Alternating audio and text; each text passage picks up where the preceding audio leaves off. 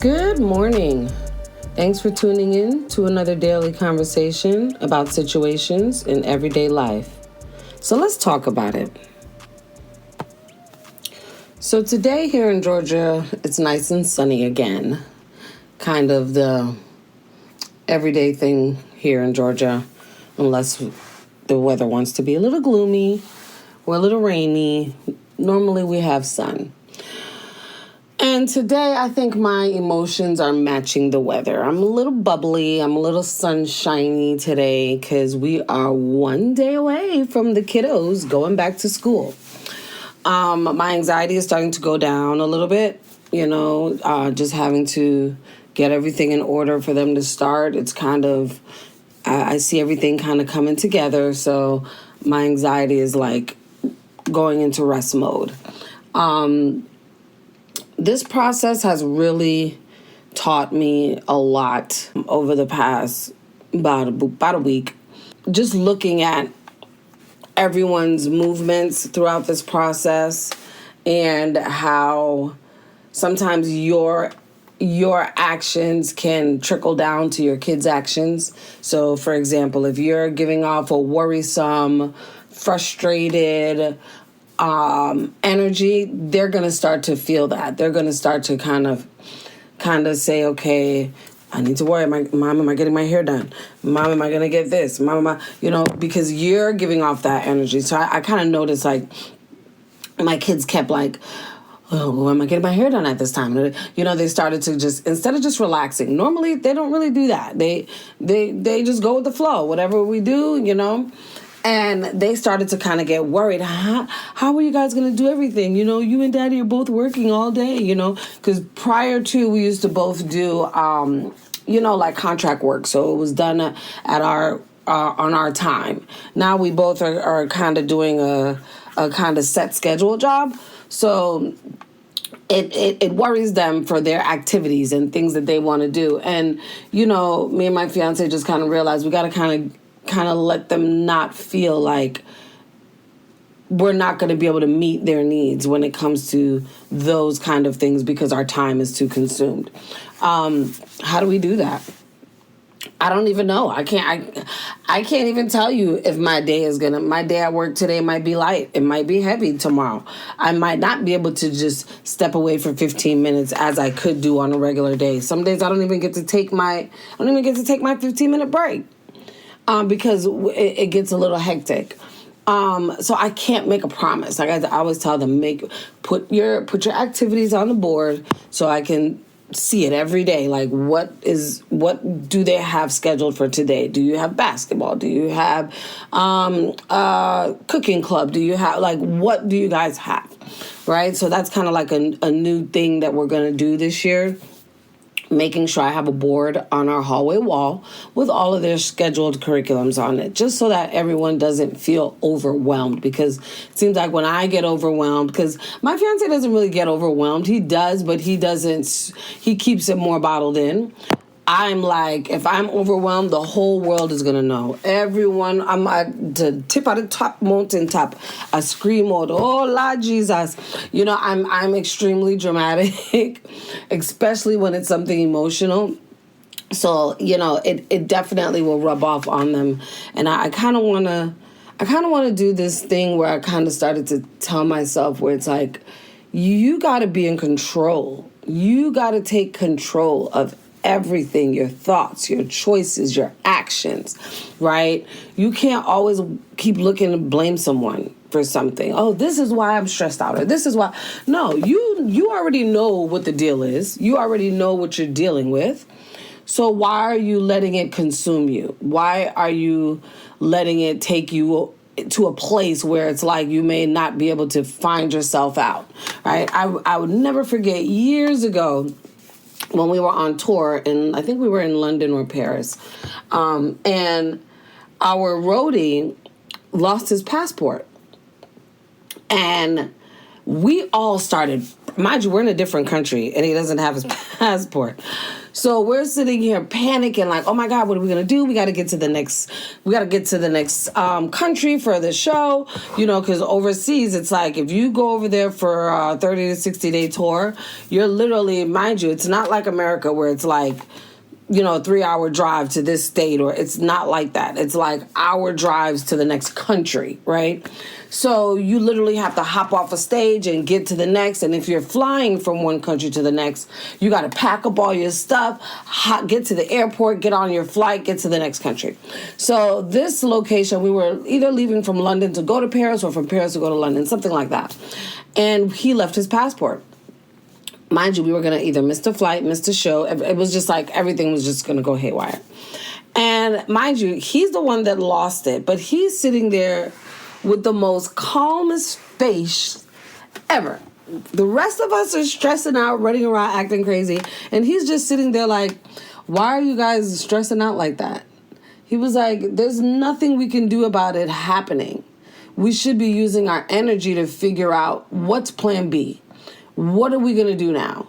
Instead of running around like, oh my God, Lord have mercy, where you leave it? You know where that? You doing all of that. And it ain't going to resolve the fact. And your blood pressure just went through the roof. You just wasted about 10 minutes. Now y'all arguing back and forth. Now people are saying stuff that they don't really mean.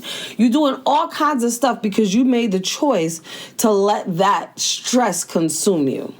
Instead of making the choice to say, you know what, I'm not going to let that consume me today. I'm not even going to stress about it. It happened. What can I do at this point? What is the resolution? And by God, we figured something out. By the time we got to the next country, his passport was there. It was amazing. Like we put our heads together and figured it out. But prior to that, it was like a madhouse. We were in the airport, and mind you, we're in another country, so everybody's looking at us like we're crazy already because we're low. We just are all kind of nice and all kind of talking and fun and hand gestures because you know how we talk. Because Caribbean, we like to talk with our hands. We like to do all of this movement. And someone looking at you may be a little nervous because they don't know what's going on over there. Is it about to pop off? Is it about to... You don't know. So with going through experiences like that, it brings me back to taking control of our choices, right? I'm not going to choose to be upset today. You just pissed me off, but you know what? I'm not going to choose to let that get me upset. I'm going to communicate to you and express to you that right now you took me to a place where I'm ready to go from 0 to 100, but I'm not going to do that. I'm going to just tell you how I feel, and then I'm going to walk away. I'm going to tell you how I feel, and we can choose to communicate about it. You can tell me how you feel, and let's have a conversation. But what we're not going to do is we're not going to go back and forth. We're not going to take my energy to a place where I don't choose for it to go. We have that control. But do we utilize it? No. We let our emotions take over. We got to get control of our emotions. We cannot continue to be emotionally unstable. And right now we are walking around like a bunch of emotionally unstable people. I know I am. I'm getting better now that I'm doing the work. And thank God for these challenges that Be Accountable Daily is going to be doing. Shout out to my ladies that's getting ready to start our August challenge. It's definitely something that you have to work at every day. You have to be intentional about the things that you want to change. If you're not intentional about the things that you want to change, you know what's going to happen? They're never going to change. They're just going to be the thought in your mind. Oh, that's what I want to do. That's what I need to do, but I can't do it. Then it's like if someone makes you upset, say your partner makes you upset, one of your kids, oh my gosh, this is why I can't get no further in life. This is why I can't do this. This is why, and it's a constant excuse. You're constantly making excuses opposed to taking responsibility for what it is that is on your plate. Taking responsibility for the experiences that you're facing. Taking responsibility for the actions that you are dishing out. You got to take responsibility. You got to take back control, especially of our actions that basically come out when we go through these things where we call like an emotional burst, right? Something happens to you, it's like, oh my gosh, it's like a reaction, right? I become reactive, right? I gotta learn how to get control of that reactiveness. Like, I can't continue to just react. I think before I react. Like, I talk to my 10-year-old about this a lot. She literally just speaks how she feels. Sometimes it's like, whoa, sweetheart, you cannot say that. You know, she'll just be like, what do you mean? You know, and you're like, you're not always in the presence of just your family, right? So we may understand how you are, but when you're in public or we're at a family function or you're at school, or you can't just say what you feel. You can't just express what you're thinking. You got to sometimes think about it first. If I say this, will this hurt this person's feeling? Yeah, you could be like, I don't care. I don't care about their feelings. I'm going to just speak my truth. Sometimes we got to rewrite our truth, okay? Our truth does not necessarily mean that we just, she just don't care. She just say how she feel. A person can know that. They know that you play no games. You're always going to be truthful, but you can be considerate. You don't want to be an obnoxious, truthful person, a truthful person that people don't really like, because you don't care about how people feel when you're delivering your truth. You just let it out. And whoever gets hurt in the process, it ain't my fault. You can't be like that. You cannot be like that. There's no way to think that those kind of actions in life is going to be progressive, because at some point you're going to hurt people. At some point you may even hurt yourself, because you may even speak in a place that you now are going to be jeopardized by the words that came out your mouth.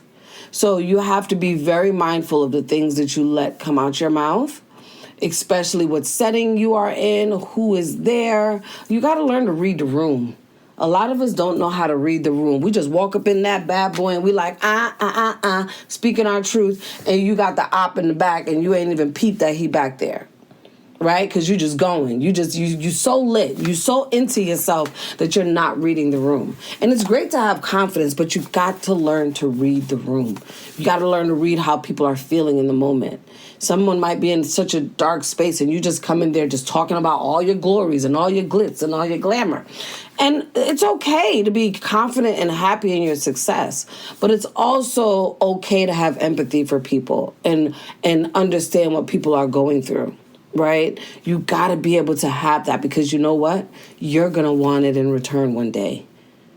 Every day is not going to be beautiful for you. Every day is not going to be great. And when a person does not show you that empathy and consideration, it's going to hurt you. And depending on where you are, it can send you in a really, really deep, dark valley. And we don't want to be the person that contributes to people's valleys in life. That's not what we want to do. You don't want that on your conscience. So to make sure that we are living life in the most peaceful way possible, I got my own drama. I don't need to be adding drama for other people. I don't need to be adding darts on my back for doing stuff that's adding drama for people. I just want to live a peaceful, loving life and be an example to many in a way that'll help them better their life.